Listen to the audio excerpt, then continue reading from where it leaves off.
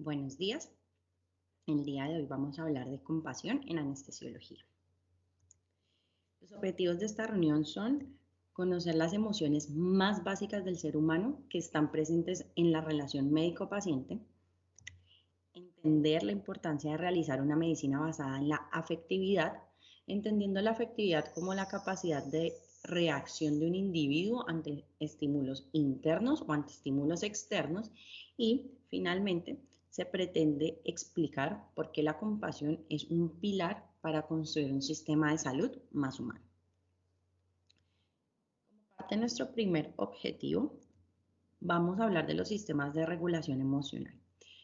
Paul Gilbert es un psicólogo británico, fundador de la terapia centrada en la compasión.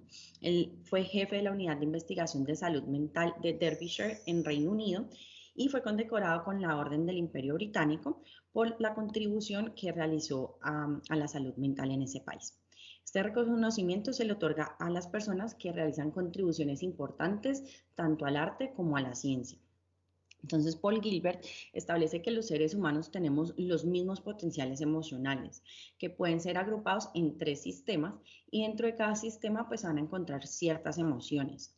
Estos 3 sistemas se van a denominar sistemas de regulación emocional y son el sistema de amenaza y protección, el sistema de logro o de búsqueda de recursos y el sistema de calma y seguridad. Los 3 sistemas van a estar conectados entre sí y se han ido desarrollando con la evolución de nuestra especie. El sistema de amenaza y protección se activa cuando detectamos peligros o amenazas, pero también se va a activar cuando nuestros objetivos y nuestras metas no se están cumpliendo. Es un sistema que se activa fácilmente, aun cuando el peligro todavía no es real. Este sistema va a estar relacionado con emociones como la ansiedad, la ira, el asco, la indignación y la tristeza. Se dice que estas emociones recorren nuestro cuerpo alertándonos y obligándonos a tomar una acción, a realizar una acción. Las acciones que se desencadenan por este sistema van a tener como objetivo asegurar nuestra supervivencia, activando múltiples mecanismos fisiológicos, cognitivos, conductuales y emocionales. Entonces, este sistema se activa incluso solo con pensar en una amenaza. Un ejemplo de esto es cuando pensamos en algo estresante, como una meta que no sabemos si vamos a alcanzar. Entonces, el sistema nos pone en alerta para que seamos capaces de detectar esta amenaza y nos activa para que reaccionemos lo más rápidamente posible cuando la amenaza aparece. En este sistema van a estar involucradas estructuras cerebrales como la amígdala y el eje hipotálamo hipófisis adrenal, y va a ser mediado por la adrenalina y el cortisol. Su desactivación es difícil porque este es un sistema que se encarga de la protección de nuestra vida y por eso siempre va a estar alerta. Sin embargo, el sistema se va a desactivar cuando se activan los otros 2 sistemas y vamos a ver cómo pues se conectan entre sí cada uno de ellos. Este sistema va a estar hiperactivado de una forma justificada en los pacientes que se encuentran cerca al final de su vida o en los pacientes a los que se les realiza un diagnóstico terminal. Y esta hiperactivación también va a ocurrir en el cuidador principal y en el resto de la familia. El sistema de logro o de búsqueda de recursos es el sistema que regula las emociones y las motivaciones que están relacionadas con la búsqueda de recursos importantes dentro de nuestro entorno, como por ejemplo la comida, el sexo y las relaciones. Esos recursos van a ser importantes para nosotros, pero también son recursos que pueden ser importantes para las personas que nos importan y están a nuestro alrededor. Este es el sistema que nos va a impulsar a buscar la satisfacción de deseos y necesidades, tanto materiales como no materiales. Se activa con conductas de logro y nos recompensa con la energía que nosotros necesitamos para actuar. Entonces, a medida que vamos acercándonos a la obtención de nuestros objetivos, nos va generando sentimientos de bienestar y de placer. De la misma forma que el sistema anterior, este sistema se puede activar solo con el pensamiento. Entonces, un ejemplo de esto, este sistema se activa cuando recordamos lo que hemos logrado o también se activa cuando pensamos lo que vamos a hacer en el futuro. Esas emociones neutralizan y contrarrestan a las emociones que se producen por el sistema de amenaza y de protección. Entonces, cuando este sistema es deficiente, se pierde la capacidad para disfrutar y se pierde la capacidad de motivación. Pero cuando el sistema está hiperactivo, se suelen alterar los circuitos de recompensa que generalmente involucran estructuras cerebrales como el cuerpo estriado y el núcleo accumbens. Entonces, este sistema es mediado por la secreción de dopamina y un aumento en su activación pues se va a observar o se manifiesta en procesos de adicción, obsesión, compulsión y en procesos, digamos, relacionados con estrés por no alcanzar lo que queremos o lo que nos hemos fijado como meta u objetivo. El sistema de calma y seguridad se encarga de regular los otros dos sistemas y es muy importante en la relación médico-paciente porque se relaciona con estrategias que permiten autorregularnos para poder ofrecer una conexión sana y una conexión segura con nuestro paciente y con su familia. Su activación se va a conseguir por la regulación con otro ser humano que ya está regulado. Entonces, un ejemplo es que somos capaces de regular la sensación de amenaza en el contexto de un paciente al que le hacemos acompañamiento en un proceso relacionado con el fin de la vida. Este sistema también se activa cuando realizamos prácticas de mindfulness, por ejemplo, y esto implica que construir relaciones positivas y relaciones seguras con los demás y con nosotros mismos va a hacer que sintamos una sensación de calma, de seguridad y estemos contentos.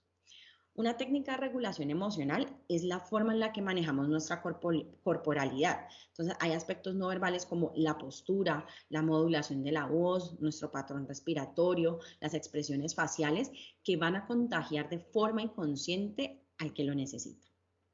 En el sistema, este sistema va a estar relacionado con emociones como la alegría, el apego, las relaciones con otras personas y todo esto relacionado con el hecho de sentirnos cómodos y seguros.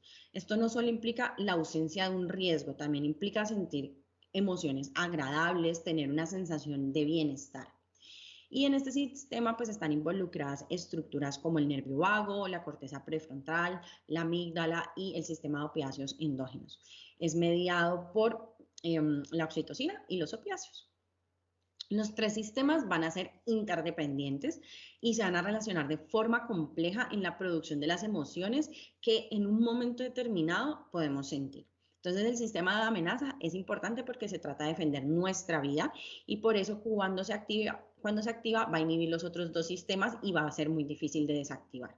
El sistema de logro o de búsqueda de recursos pues va a bloquear el sistema de amenaza y el sistema de calma o bienestar va a ser un regulador interno de los otros dos sistemas. Es el que nos permite brindarle a los pacientes calma, tranquilidad, paz. Y es un sistema que va a contribuir con el restablecimiento de un equilibrio emocional. Entonces vamos a ver un video sobre las emociones primarias que son comunes para la mayoría de pacientes y para la mayoría o para todas las personas. Do you ever look at someone and wonder what is going on inside their head? Uh-oh, she's looking at us. What did she say? Sorry, sir. No one was listening. Did you guys pick up on that? He's making that stupid face again. Sir, she just rolled her eyes at us. Is it garbage night? We left the toilet seat up. What? What is it, woman? What? For this, we gave up that Brazilian helicopter pilot?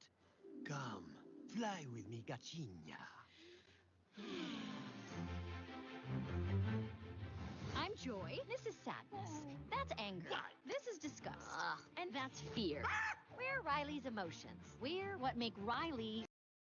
Oh, look out! Get off of me! Nice job keeping it subtle, anger. My pleasure, Joy. Entonces vamos a empezar a hablar de esas emociones primarias. De la primera emoción que vamos a hablar es el miedo. Es una emoción que está caracterizada por una intensa sensación que es desagradable y es provocada por la percepción de un peligro. Ese peligro puede ser real o puede ser imaginario y puede estar presente, puede ser un peligro que se imagina o pues que se percibe en el futuro o incluso que se vivió en el pasado. El miedo a nivel neurobiológico se va a iniciar con una evaluación constante de las entradas sensoriales y esto se hace con el objetivo de identificar posibles cambios que representen amenazas. En ese proceso van a ser importantes estructuras como la amígdala, el hipocampo y el núcleo accumbens. Cuando se identifican estas amenazas, la actividad de esas estructuras desencadenará la activación de núcleos nerviosos que van a estar relacionados con actividad motora, actividad endocrina y actividad autonómica. Este tipo de respuestas lo que hacen o su objetivo es protegernos, buscan protegernos, y es de esta forma que durante millones de años las especies han aumentado su posibilidad de supervivencia en condiciones peligrosas, y esa es la utilidad biológica del miedo. Entonces, cuando estas amenazas dejan de estar presentes, para nuestro organismo mantenerse en un estado de alerta y dejar de realizar otros comportamientos importantes como alimentarse o como reproducirse. Es por esto que estructuras corticales van a entrar a regular la actividad de la amígdala en un sistema de retroalimentación, y esto permite pues que se produzca una inhibición del sistema de alarma que está activo. Las alteraciones en la activación y regulación de esta emoción van a predisponer a que algunas personas reaccionen de una forma más exagerada que otros ante el mismo riesgo. Y la ansiedad, pues, es un trastorno que está relacionado con el miedo. En esta imagen podemos ver un rinoceronte que se encuentra fuera de su entorno natural, que está vendado y está solo. Y esa realidad puede ser similar a la de un paciente con un diagnóstico reciente que se encuentra en un hospital, que no entiende bien lo que ocurre y que se encuentra sin su núcleo familiar. Este es un rinoceronte blanco que él está sedado y tiene los ojos vendados porque iba a ser trasladado a Botswana, dado que en su lugar de origen, en Sudáfrica, pues hay una presencia importante de cazadores. Y los rinocerontes son cazados pues por los seres humanos por las propiedades que tienen sus cuernos, o que pues aducen a los cuernos. En nuestra práctica clínica nos encontramos a diario con pacientes que están experimentando miedo. Entonces, estuve presente en el caso de un paciente de sexo masculino, joven, que requiere una reducción abierta de una fractura del antebrazo, pero durante la monitorización se observaba ansioso y tenía taquicardia. La anestesióloga del caso habló con él sobre su ansiedad y él nos expresó que la única vez que había recibido anestesia fue pues por la resección de una lesión a nivel cerebral. Entonces la doctora habló con él, validó su preocupación, le transmitió tranquilidad, le explicó de una forma entendible para él digamos que los riesgos o el contexto del acto anestésico previo a la inducción, o pues antes de realizar la inducción. Él ya se encontraba mucho más tranquilo que antes. De la segunda emoción que vamos a hablar es la ira. La ira es una emoción que nos conecta con nuestra naturaleza animal para responder con agresividad o huir de una situación estresante que nos paraliza por un temor extremo o por una percepción exagerada del miedo. Esta emoción involucra estructuras cerebrales como la amígdala, el hipotálamo y la corteza orbitofrontal.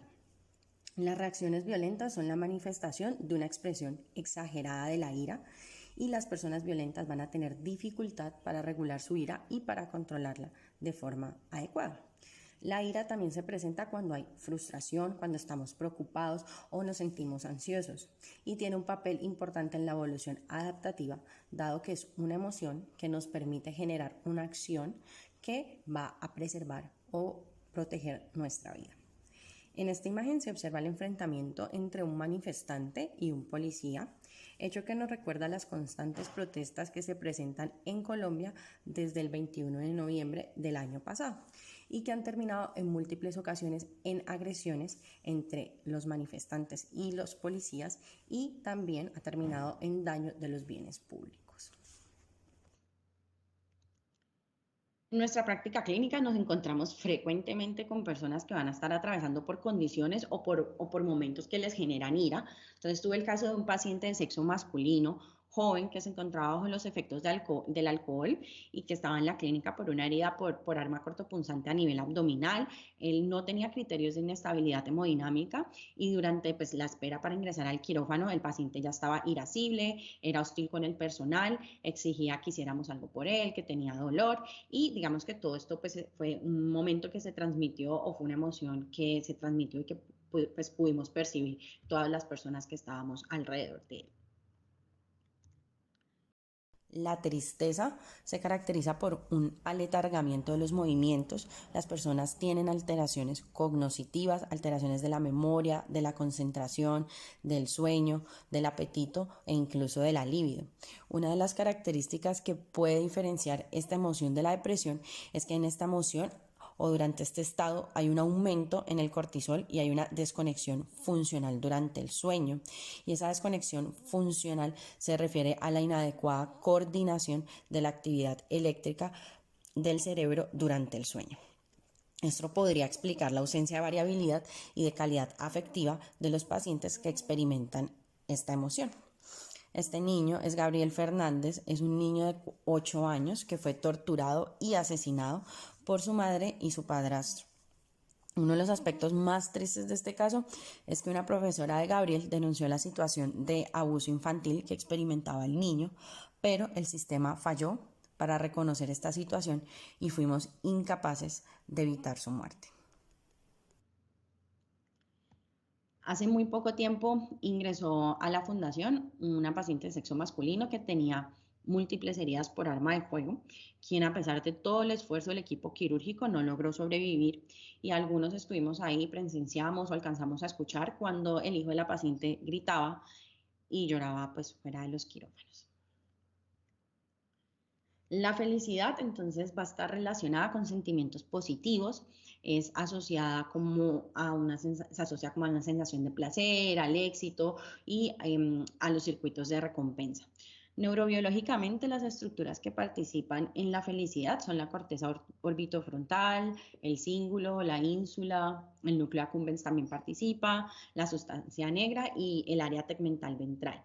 Y estas estructuras pues, han sido identificadas mediante la estimulación eléctrica o química con anfetaminas.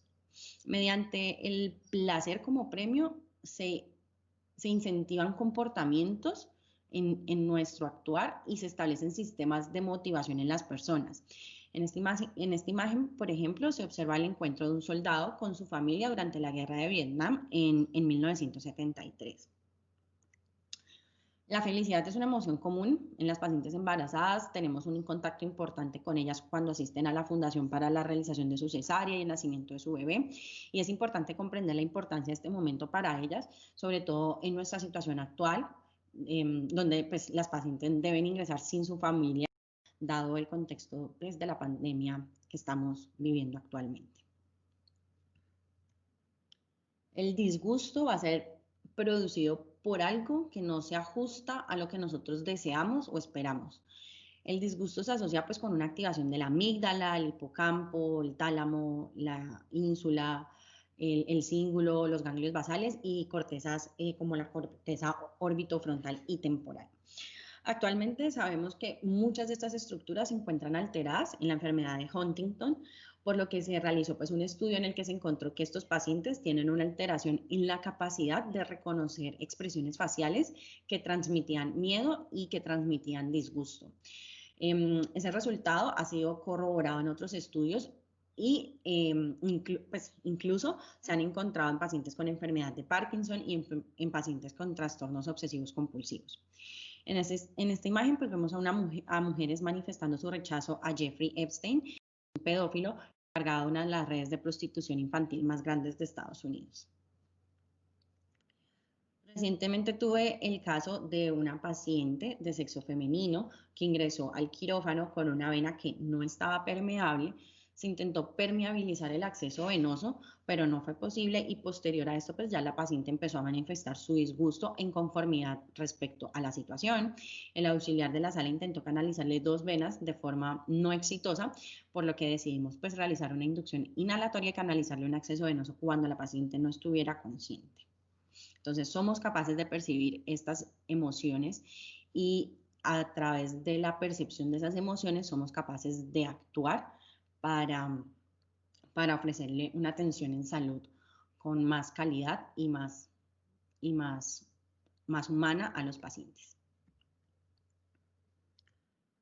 Como parte de nuestro segundo objetivo, entonces vamos a hablar de la empatía. La empatía nos permite conocer, reconocer, comprender, apreciar y valorar lo que le pasa al otro sin perder la conciencia de que lo que está sucediendo no es una situación propia. La empatía es una protección para no absorber problemas que no son propios y además es una forma de mantener la capacidad, nuestra capacidad y los recursos para que estemos presentes y para que estemos dispuestos a ayudar si es necesario y si así lo deseamos, y esto nos permite tener relaciones de gran calidad. Es importante saber escuchar, preguntar y guardar silencio, no solo en la conversación, también en nuestra mente. La empatía requiere que observemos sin juzgar, que reconozcamos e interpretemos las emociones ajenas. Requiere que nos sintonicemos con esas emociones para entenderlas en un ambiente de intimidad, pero sin apropiarnos de esas emociones que el paciente o que las personas a nuestro alrededor están sintiendo. Esta imagen corresponde a un documental de Netflix en el que un cineasta y buzo forma una relación de amistad con un pulpo. Él visita al pulpo durante muchos días hasta que el pulpo es capaz de confiar en él. Sin embargo, durante sus visitas, pues él visualiza cómo los tiburones tratan de cazar al pulpo, y a pesar pues de la relación que han creado con él entiende que no puede afectar la cadena alimenticia y que a pesar de esa relación de amistad que ha formado con el pulpo, él debe pues no meterse o no interferir con ese tipo de relaciones. La empatía entonces se puede dividir en empatía cognitiva y empatía emocional. La empatía cognitiva es la habilidad para crear una teoría sobre el estado mental de otra persona, teniendo presente su perspectiva. Este proceso de entendimiento pues, desde la perspectiva de otra persona parece que explica la teoría de la mente, que se define como la habilidad para ponerse en el lugar de otra persona e imaginar sus pensamientos y sentimientos. Hay estudios que han identificado las estructuras cerebrales que están implicadas en esta teoría. Son la corteza prefrontal medial, el surco superior, la unión temporal y los polos temporales. La empatía cognitiva requiere procesos cognitivos superiores, como pueden ser pues, el reconocimiento de uno mismo. Se requiere una evaluación de las semejanzas y de las diferencias entre el estado mental de uno y el estado mental de las otras personas.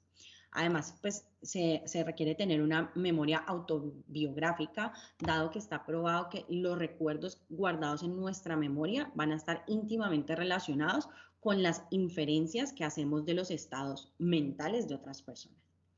La empatía emocional es la capacidad para expresar una respuesta empática solamente observando y percibiendo una emoción que experimenta otra persona. Comprende una enorme variedad de procesos como el reconocimiento y el contagio de las emociones, y habla también de nuestra capacidad para compartir el dolor. Se ha sugerido pues, que la experiencia empática provocada por la simple observación de una persona provoca que la persona que está viendo active exactamente los mismos circuitos neuronales, y esto se explica por las neuronas en espejo. Anatómicamente, este conjunto de neuronas pues, se han identificado en la circunvolución frontal inferior y en el lóbulo frontal inferior. Está demostrado que el dolor ajeno a nosotros mismos puede despertar una réplica empática en la persona que observa. Y las principales zonas cerebrales implicadas son la corteza singular anterior y la ínsula.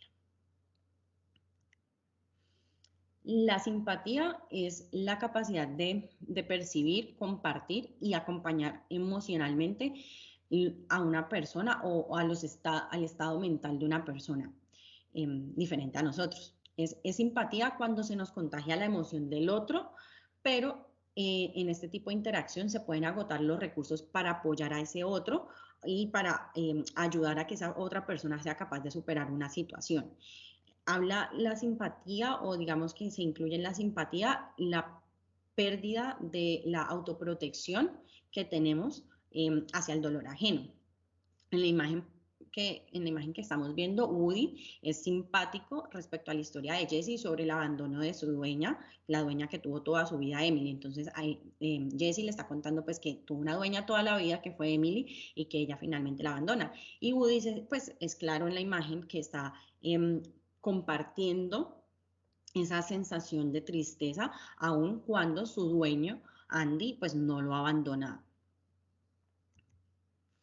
Los términos de simpatía y empatía con frecuencia se interpretan como un mismo concepto. La simpatía es una respuesta que está relacionada con la empatía, pero cada una refleja diferentes cualidades que tiene el ser humano y que tienen, pues, digamos que generan efectos medibles que son distintos y que van a impactar sobre, pues, la conducta profesional del médico. Van a impactar en la forma en la que nosotros empleamos los recursos y van a impactar el resultado de la interacción médico-paciente. La empatía es un atributo intelectual, mientras que la simpatía habla más de un estado emocional de la mente. En esa representación, pues, gráfica que estamos viendo se muestra la empatía en el área de mayor cognición y la simpatía se va a encontrar en el área de mayor emoción. Es importante entender el tipo y la calidad de las experiencias que experimenta el paciente, y eso, digamos, que corresponde a la empatía, mientras que sentir o percibir el grado y la cantidad de preocupaciones que siente el paciente se encuentra más o se asocia más al campo de la simpatía. El paciente se sentirá comprendido si el médico entiende el tipo y la calidad más que el grado o la cantidad de sus experiencias.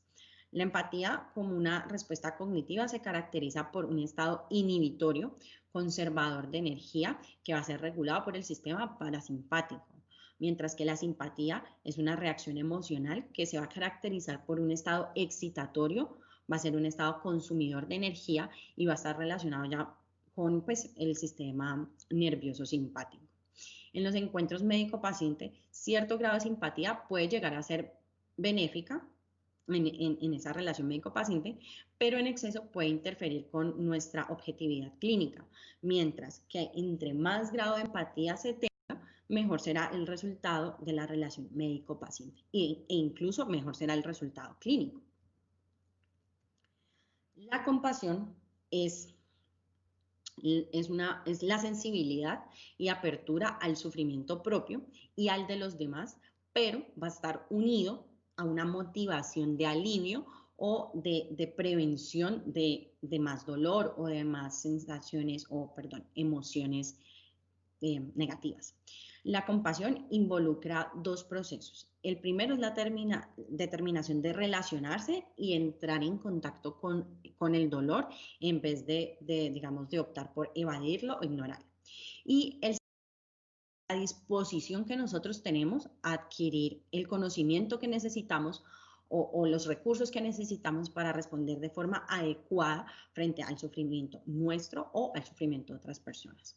La compasión va a estimular varios sistemas fisiológicos que son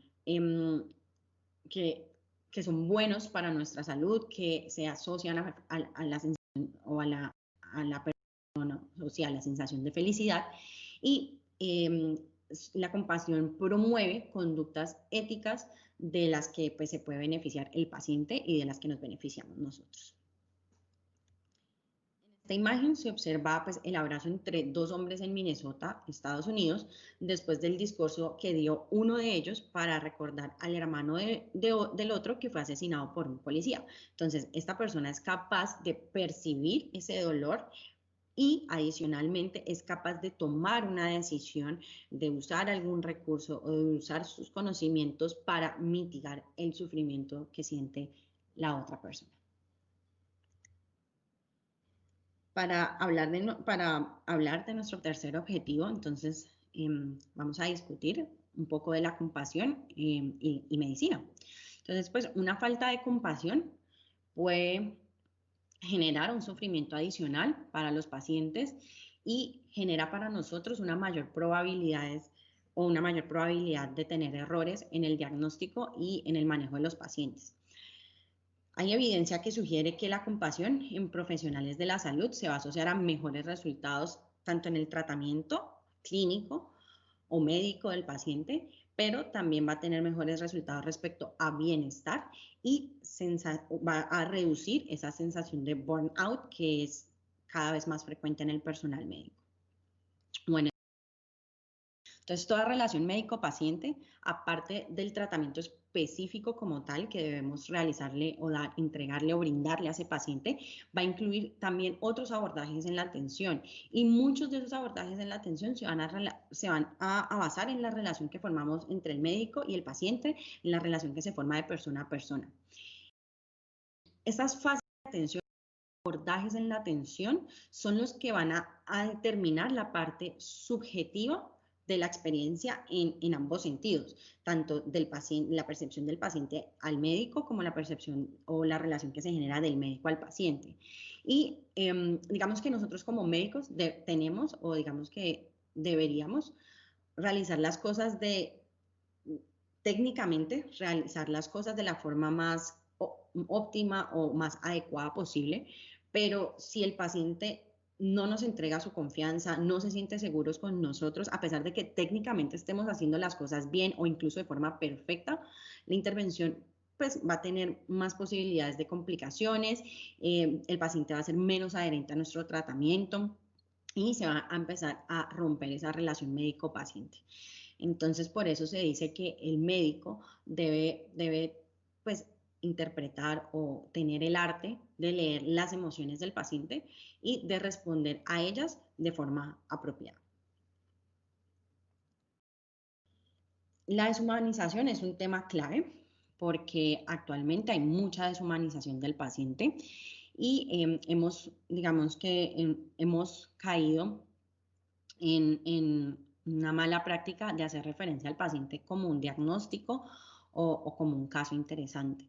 Se sabe que esta cosificación es muy difícil de erradicar, pero si somos conscientes de sus implicaciones, podemos limitar su impacto. La compasión va a ser una herramienta importante para eliminar al máximo la deshumanización. Cuando somos compasivos, nosotros somos capaces de percibir el sufrimiento del paciente y para percibir ese sufrimiento del paciente, nosotros tenemos que realizar todo un proceso de entendimiento de nuestra condición humana y del significado que tiene ese sufrimiento en las personas. La compasión y las competencias técnicas que tenemos deberían estar combinadas para que seamos capaces de brindar una atención en salud de mayor calidad. Y esta combinación digamos, de competencias técnicas y de compasión deben incorporarse en la educación de los profesionales en salud y deben entrenarse todos los días en nuestra práctica clínica. Existen varios términos para describir los efectos de las demandas y expectativas relacionadas con la atención médica en los profesionales de salud. Y dentro de esos términos, pues incluye el burnout y la fatiga por compasión. Entonces, el burnout va a ser una falta de interés por nuestro trabajo. Vamos a sentir, pues digamos que se caracteriza por una sensación de agotamiento y de colapso que va a ser tanto físico como emocional, que va evolucionando, progresando en el tiempo y que se dan respuesta generalmente a episodios de alta carga laboral.